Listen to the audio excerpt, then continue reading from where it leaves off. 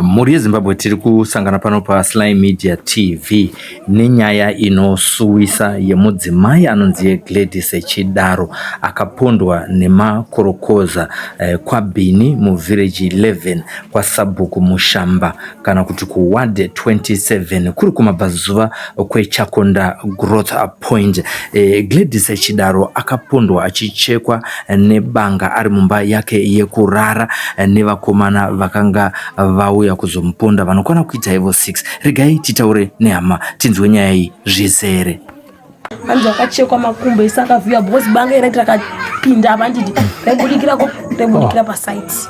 Aye mabhatani kupresa kabaya bhatani nomvura budikira obva adonza nyama idzanditi ndofira yakaita mama wangu akamboramba mhosva ndipanashe asi aramba mhosva kumba kwake kwakaendwa nemayuti kwakaonekwa hovhorosi yeblack yanga ine ropa neboots yanga ine ropa zvinhu zvakaita sechikafu chakaita sehupfu mafuta izvozvi zvamai manje kofi napana because zvinhu zvakaoma nguva yatiri nguva yakaoma. Baba tauya pana pane kuda kwerufu rwehama yenyu, mukatitsanangurira kuti muchakabva ndiani wenyu uye nezita rake rizere? Gladys Chidaro. Ndiani wenyu? Mudzimai wangu. Tine matambudziko nekurasikirwa nemudzimai wenyu nechiitiko chakadai. Mungarondedzere kuti chii chakaitika kusvika vazoparara? Chakaitika ndechekuti ini ndakanga ndakarara ivo vari murumi nevana, handikwanise kumuraramo, mweya unoita sekunge kukamuka. Saka ndakatozonzwa kuzvira kure kuti gu wadropu manje zvimaningiri zviya zviva kusechachi mari asi something kuti vandauya kuzomira pana padhoo pana tivandajamba chidhoo chandinokurusa apa chivandasebera tivandateerera ndiri pana apa kudaizvi ndikanzwa manje munhu akadzipwe pahuro akabatwa munhu achiedza kuti varume demandiregerera zvenyu, demandiregerawo ndakumatora henyu mari, mandisiya ndiri mupenyu, tora henyu mari, asi zvichinzika kupasi kurefu fanika munhu akufasukira ndichibva ndauya padhoa. Rambai makamira, taurai makamira tinozofamba. Nama Gladys Zambia riya ini kunoitidza kubatawo kudai so ndichiona munhu pasi kana kudaira kutaura kana kupupa kwawaita kuya kwaari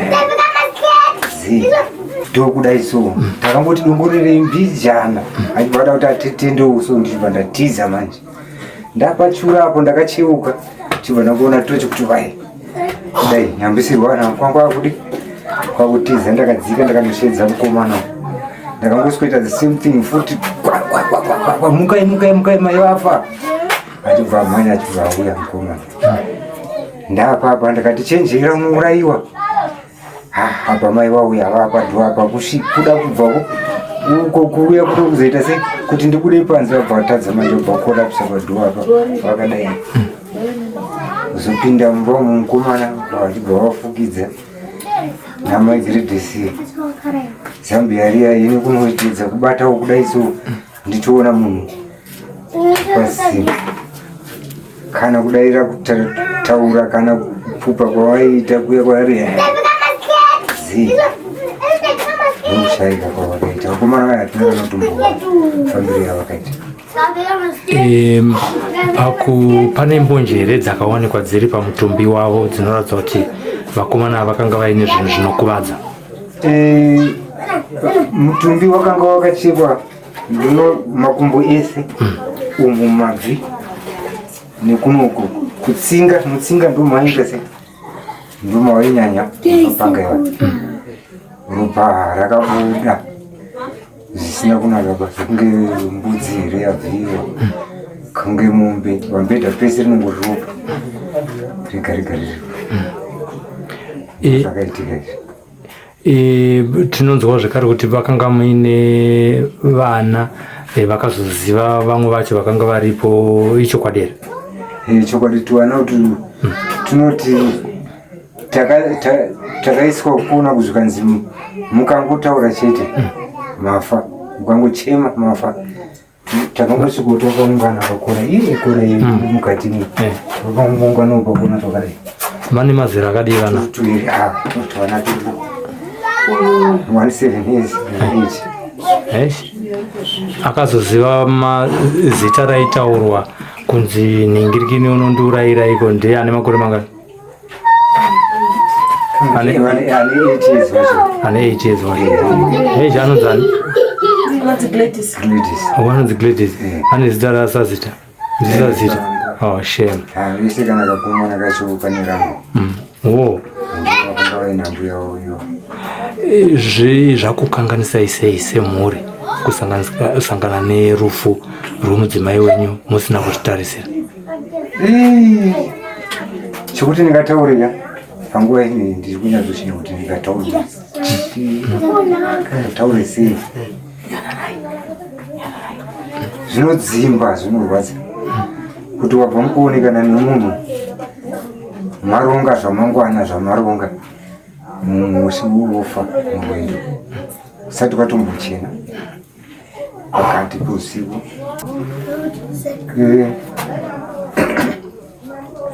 zvinodzimba kuti munhu wauri kupa mari uchibatsira mune mari vakapuwa ndofunga at least 3 times pano ndichiri kuyeuka vachivapa ndakagara pakitchen apo 115 zuva rekupedzisira racho remukando iwo vakapuwa $100 futi mumwe wavo akatembingapuwa futi mapeti futi nekuzobhadhara chiri chimbatso uya futi uya uraya munhu utora futi mari irumba zvinodzimba. iri kuzikanwa here kuti mari yavakukwanisa kusecha vakawana mumbai mari kana kuti yavakapuwa? ini ndakakaziva yemukando iyi masevos avo iri vanga vasati vanditaridza yemukando yakaenda imari yemukando chaiyo ndisingazivi pane kutanga kuti vanenge ichiri kwere yese nechipiri 280 ndanongozveka ndikangozvisa pa780. ngatichitarisa izvezvi takanangana nedambudziko rerufu yezvinezvi vanhu vakaungana zvikwanisiro zvakamira sei? Zvikwanisiro zvakafanana nezvekudya vanhu vakaungana panapa zvakamira sei? Kana tisati tataura izvozvo iye zvinezvi pane urongwa hupi hwekuti musha kabva achengetwa?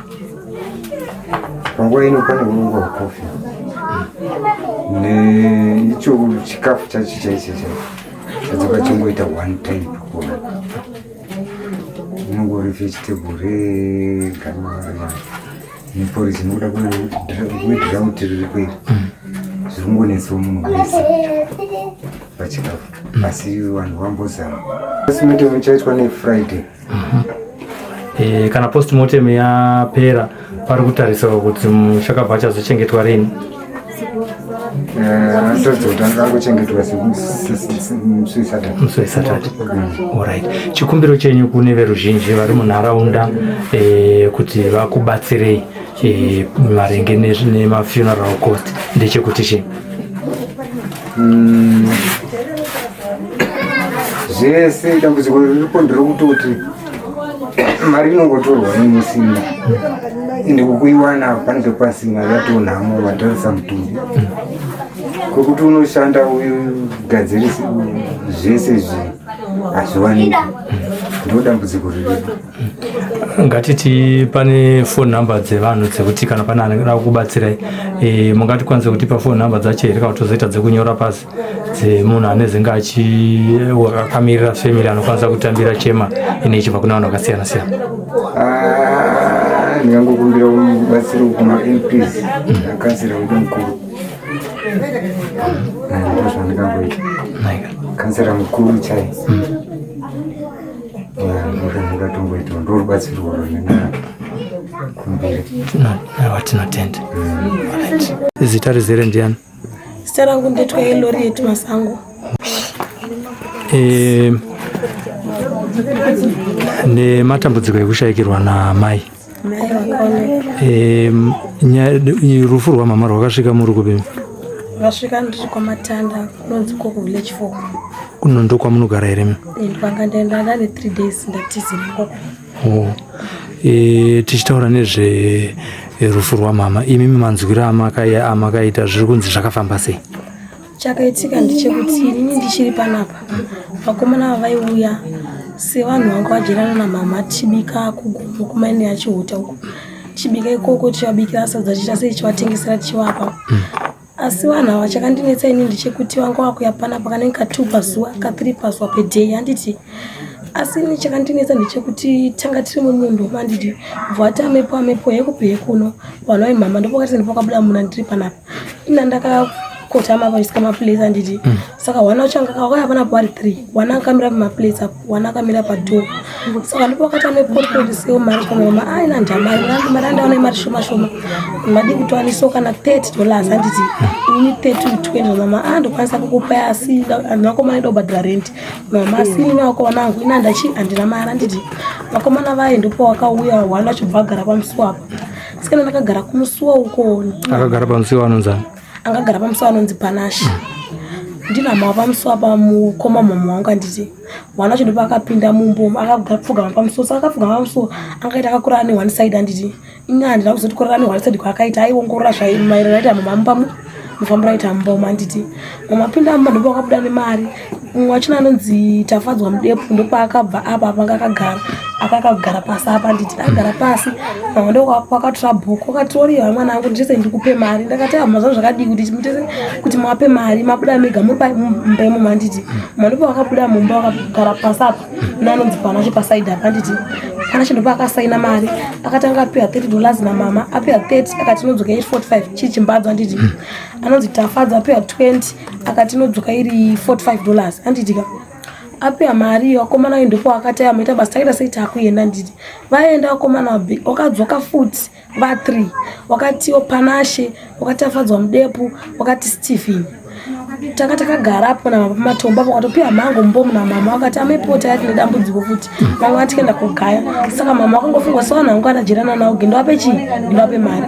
Ndipo akakomana wakapiwa ma20 namama uya anga apiwa 30 anonzi Panashe ndipo akapiwa 50.